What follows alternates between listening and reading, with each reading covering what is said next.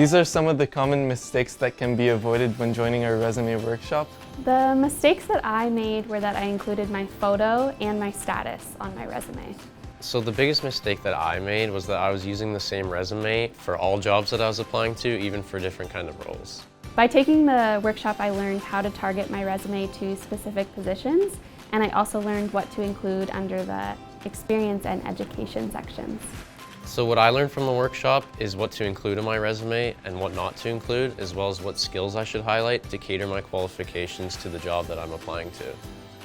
Attending my interview workshop taught me how to prepare for virtual and in-person interviews. I learned the types of questions I'd be asked in the interview and how to prepare answers ahead of time, how to research before my interview so I felt more confident, questions that I should ask the interviewer, and finally, my favorite part of this workshop was learning how to use the interviewing software tool to practice before my interview, and I was able to watch it afterwards and see the different areas that I needed to work on.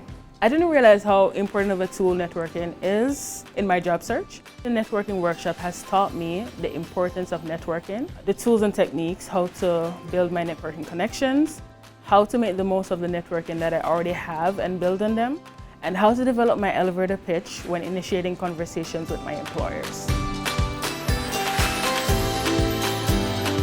Join our workshops and register today.